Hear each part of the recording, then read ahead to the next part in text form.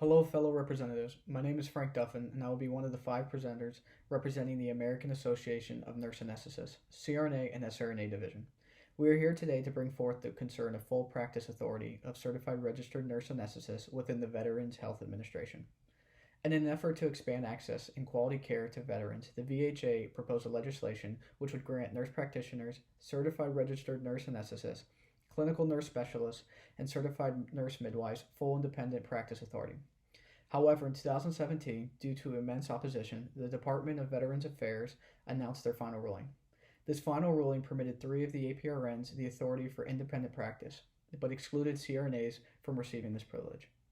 We are here today to present a SWOC analysis, which will exemplify the strengths, weaknesses, opportunities, and challenges the field of nurse anesthesia encompasses. This analysis will provide greater insight as to how the inclusion of independent CRNA practice within the Veterans Health Administration would be in the best interest for our nation and, most importantly, our veterans.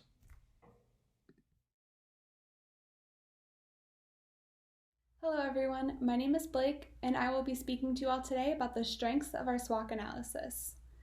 Founded in 1931, the American Association of Nurse Anesthetists, otherwise known as the AANA, is a professional association aimed to represent the nation's CRNAs and SRNAs. The work of a CRNA has been backed with decades worth of research, suggesting that CRNAs are both educated and prepared to provide safe, efficient, and cost-effective anesthesia care in most areas of anesthesia, providing nearly 100% of anesthesia administration services within the rural America. CRNAs are cost-effective providers, with an average salary being a fraction of what physician anesthesiologists are paid. Independently practicing CRNAs have shown no difference in anesthesia safety compared to the CRNAs that are supervised by anesthesiologists. CRNAs and SRNAs are educated on maintaining safe quality care through evidence-based practice guidelines. Evidence-based nurse anesthesia practice is defined by the AANA as an integration and synthesis of best research evidence with clinical expertise and patient values in order to optimize the care of patients receiving anesthesia services. As this position has existed for over 150 years, the American public has gained trust within this profession. The AANA has a strong, well-funded lobby for CRNAs that has promoted patient safety, scope of practice, reimbursement, and many other regulatory and legislative matters. The AANA has also been responsible for conducting research and lobbying in areas related to educational resources and funding for CRNAs and SRNAs. Having been the sole anesthesia provider for the military during World War I, CRNAs maintain a long-standing relationship with the Veterans Administration. Hello everyone, my name is Marisa Gonzalez. Today I will be discussing with you the weaknesses portion of our SWOC analysis. Delay of care within the Veterans Health Administration could be related to anesthesia provider shortages.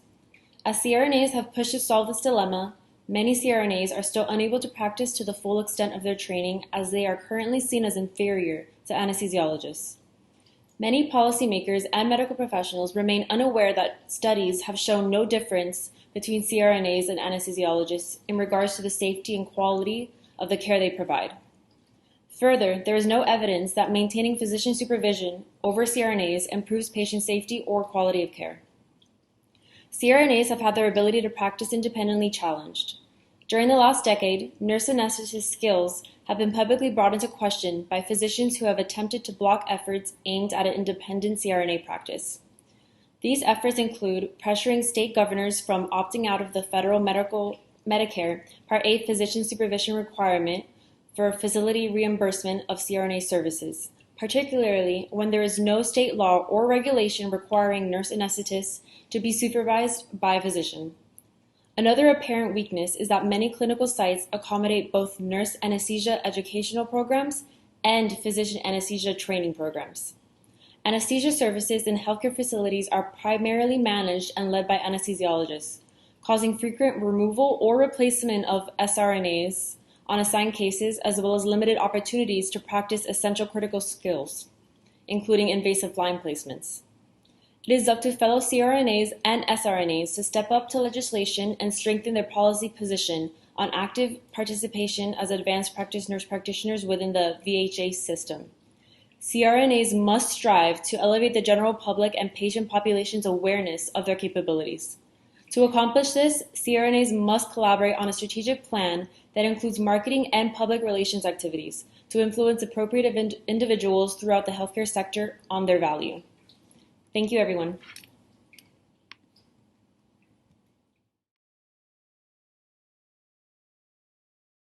Hello, my name is Elizabeth Filbert, and today I'll be speaking about the opportunities available in our SWOC analysis. Beginning in January 2022, all accredited CRNA programs will be mandated to transition their programs to a doctorate degree. This increased educational requirement will ensure future CRNAs are equipped with a foundation to effectively close the healthcare accessibility gap. As baby boomers reach retirement in coming years, there will be an increased demand for healthcare services. The Affordable Care Act's goal of expanding healthcare access can be met by removing restrictions and allowing CRNAs to practice to their full authority. With future projections predicting an increased need for VA surgical access, allowing CRNAs full autonomy will facilitate a fiscally responsible transition in providing increased anesthesia access. The VA has left the door ajar regarding CRNA autonomy by stating CRNAs were not excluded from the decision based on their inability to practice to the full extent of their professional competence. Future opportunities and efforts to resolve our current healthcare dilemmas are sure to arise. To resolve these problems, importance must be placed in establishing strong political action committees that will effectively lobby for CRNA rights and CRNA autonomy. Evidence has shown the quality and safety of care provided by a CRNA is equivalent to care provided by an anesthesiologist. CRNAs are a cost-effective solution to increasing accessibility while maintaining rigorous standards of care. The national healthcare system is in dire need of repair, and CRNAs can lead the way to healthcare reform. Hi, my name is Tewes, and I will be presenting the last area of our SWOC analysis, which is the challenges we see still facing our program. To begin, there are some challenges that need to be addressed. VA CRNA contribution decisions appear to be more motivated by the political arena and not quality care. There is opposition from the American Society of Anesthesiologists and other physician-led societies. ASA actively campaigns in the U.S. House of Representatives against the independent practice of CRNAs. Nurse anesthetists encounter restrictive barriers in regards to Medicare reimbursement. For example, CRNAs are required to work under supervision for reimbursement of Medicare Part A. The Center of Medicare and Medicaid have allowed states to opt out of the requirement for physician supervision. However, only 17 states have done so.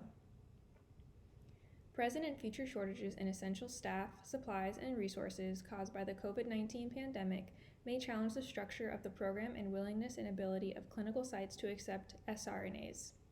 Students may be affected by changes in the curriculum that prevent them from participating in and learning from all previously outlined academic and clinical experiences, and may be required to complete online simulations as an alternative method of gaining clinical exposure. The result of these challenges may be an insufficient supply of CRNAs prepared to meet the demands and needs of the VHA and veteran population. On behalf of Medicare, hospitals earn a substantial source of income by providing training to physician anesthesia residents.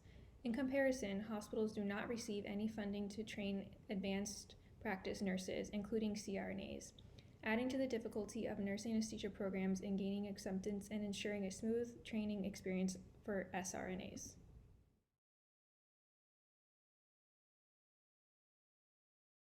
In conclusion, as the demand for healthcare grows, independent CRNA practice will be vital to cost containment while maintaining quality anesthesia care.